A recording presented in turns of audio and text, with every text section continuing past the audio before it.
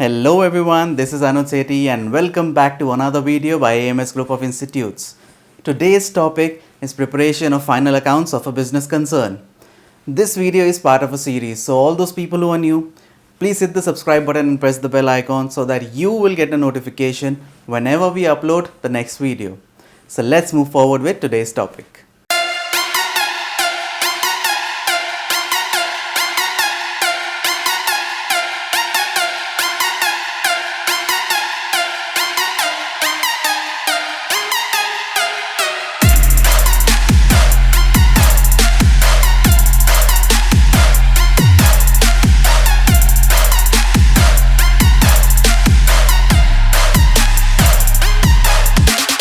So let's quickly take a look at what are final accounts. These are those accounts which are prepared at the financial year end, that is generally at 31st March.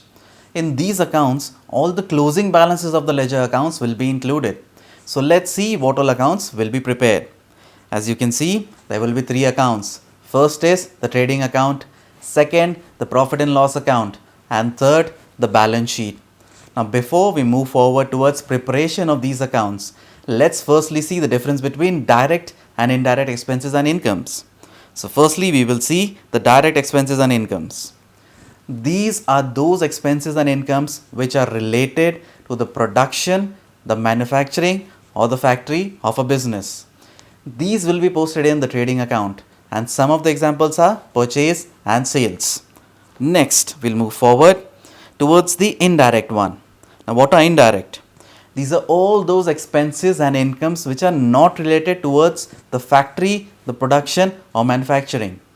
Now these are indirect in nature and these will be posted to the P&L account, that is the profit and loss account. Some of these examples will be salaries, rent and all other expenses which are not related to the production. Now word of caution, wages and salaries are different. Wages are paid to the factory employees and salaries are paid to the office workers. So wages will be included in the trading account and salaries will be treated in the profit and loss account. Let's move forward. The posting of these ledgers. Now which type of accounts, that is real, personal or nominal, what are posted in which final account? So all those direct items which are nominal in nature, they will be posted in the trading account. All those nominal accounts which are indirect in nature, they will be posted in the profit and loss account, and the rest, that is the real and personal accounts, they will be posted in the balance sheet. So let's move forward with the practice question. In this we have been given the information. Now these information are the closing balances of the ledger accounts. So let's move forward. We have been given the purchase, sales, capital, interest and other things. So firstly, we will have to prepare the trading account, the profit and loss account and the balance sheet. Now in the trading account, only those nominal items which are direct in nature will be posted. So firstly, let's see what are the direct items.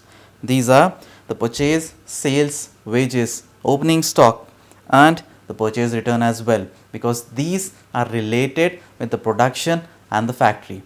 So let's start posting these in the trading account. But firstly, let's see the format of the trading account. So there will be 4 columns, the 2 particular columns and 2 amount columns. The left hand side is the debit side, that is the expense side, and the right hand side is the credit side, that is the income side. So let's start posting. Firstly, we will start with the opening stock. So opening stock, that was rupees 10,000. Next will be the purchases. So purchase are expenses, so it will be on the debit side, 1,40,000 rupees. Next we will go for an income, that is the sales amount.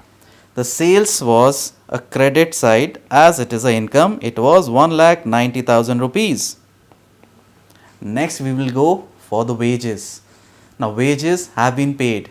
Wages are paid to the factory employees, so we will post this on the debit side of the trading account. Let's see the amount. The wages were 20,000 rupees. So wages is again 20,000 rupees. Now you might notice that I've left a bit of gap between the purchase and the wages. Now that is because there is a purchase return in this. Purchase return generally as a credit balance. But since we're using the trading account, we will show it on the debit side and we will subtract it from the purchases. Yes, it is a credit balance, but we will show it on the debit side and subtract it from the purchases. So let's move forward.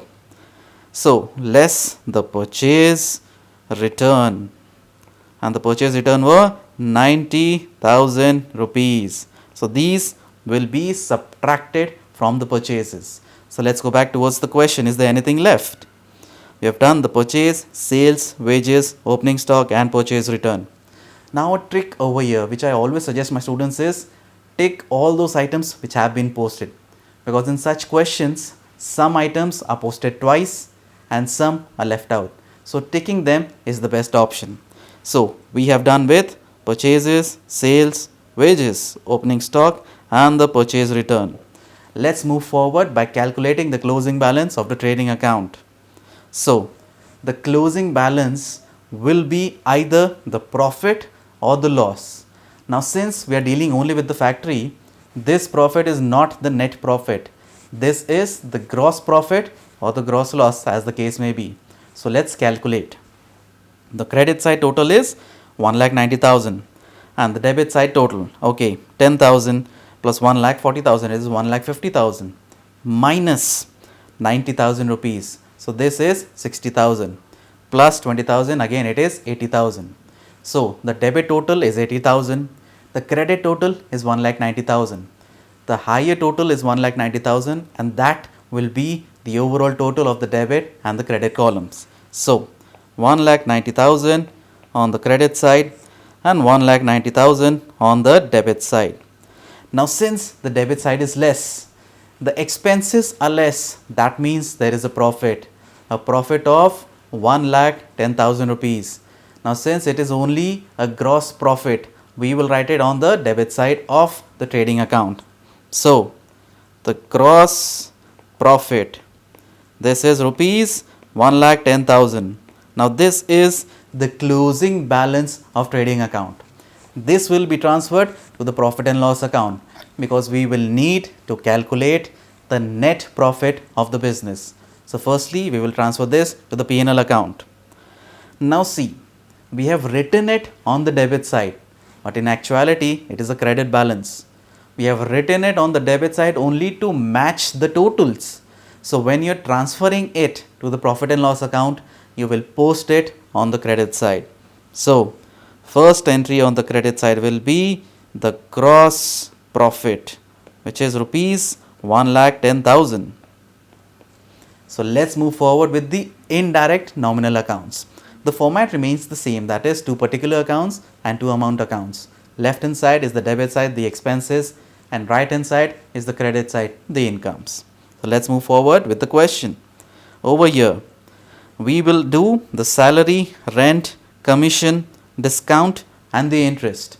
The interest in this is interest received. So it will go in the incomes, that is the credit side. So let's firstly post the income, the interest, which is 40,000 rupees. Now since it is indirect in nature, it will go in profit and loss account. So the interest received, rupees 40,000. Now we have posted this, so we will tick it in the question, so we do not repost it. Next will be the salary, rent, commission and the discount. These are indirect expenses and they will go on the debit side of the profit and loss account. So salary is 30,000 rupees, so let's post it. Salary, rupees 30,000. Next will be this rent. Okay, firstly we'll take the salary, next is rent, rupees 25,000. So rent is again rupees 25,000. The next one is, I guess, commission. Yes, commission 45,000 rupees. You will take the rent, commission 45,000. So we'll post it on the debit side because it is an expense. So 45,000 again on the debit side. Anything left? Yes, the discount. Now this is the discount which is given, which we have been giving. So these are expenses and this will come on the debit side. Discounts, rupees 20,000. So let's go. Discount, rupees 20,000.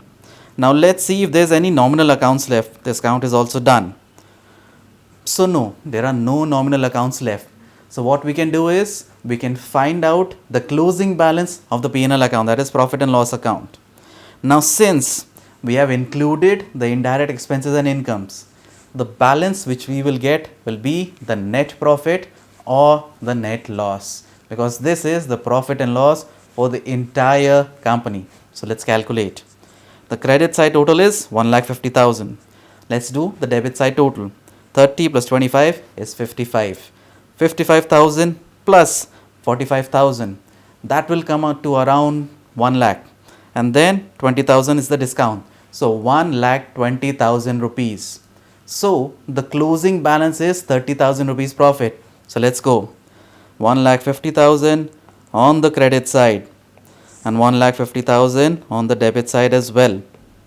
Next we will do the gross profit. Sorry, the net profit, because we have included the indirect expenses and incomes. So this is a net profit. The net profit will be of rupees 30,000. Yes, we have calculated earlier as well. So this net profit, now the profit belongs to the owner of the company and we represent the owner by the term capital. So this net profit will have to be added to the capital account. So let's move forward with the balance sheet. The format will remain the same, that is liabilities, amount, assets and amount. But a word of caution, in the balance sheet the left side is the credit side and the right side is the debit side. So all the liabilities will be on the left and all the assets will be on the right. So let's move forward with the question. On the question, let's firstly see, we have the capital, creditors, loan. Now these are liabilities, so these will be posted on the liability side, that is the left side. So let's post them. Capital 5 lakh rupees. Okay, so capital rupees 5 lakh. Now we will have to leave some space because we will have to add the net profit as well. So let's add the net profit and then continue with the balance sheet. So we will add the net profit. The net profit was for rupees 30,000. Let's move forward towards the next ones. These were the creditors and loan, rupees 1 lakh and rupees 3 lakh. So the creditors will be 1 lakh rupees. Now since they are liability, it will be posted on the liability side. Creditors rupees 1 lakh. Next we will post the loan amount. So loans, let's look at the amount. The loan amount was 3 lakh rupees. Now we have posted these three, so we will take these as well. Loan is again 3 lakh rupees. So 3 lakh rupees on the liability side. Now all the liabilities are done.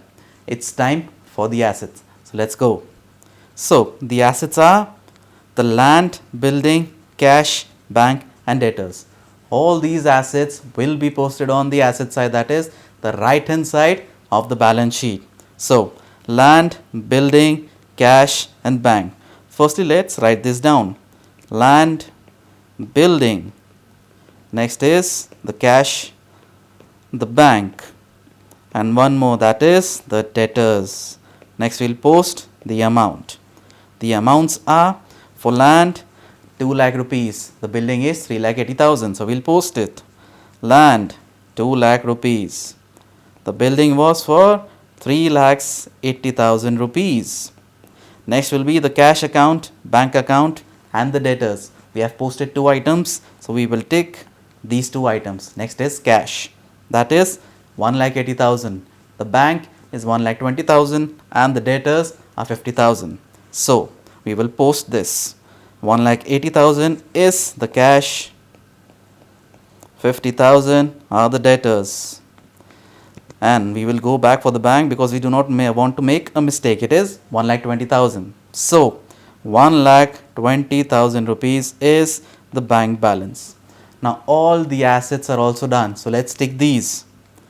We have posted the cash, bank and the debtors. Now if you can see, all these have been ticked. So that means we are done with the question. We only have to calculate the totals of the balance sheet.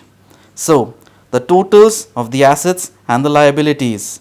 5 lakhs plus 1 lakh plus 3 lakh. These are 9 lakhs. So 9 lakh 30,000 is the liabilities balance. Let's move towards the assets. And please hope that we tally this balance sheet. 2 lakh plus 3 lakh 80,000, 5 lakh 80,000. And from this we will add again 3 lakhs. So this is, yes, 9 lakhs and then 50,000. Oh, we are done. So 9 lakh 30,000 rupees. So our balance sheet is tallied. So this is how you will prepare the final accounts of any company. This is it for today's video. If you found this video to be useful, then please give it a thumbs up and share this link with your fellow peers and students. And as always, happy learning.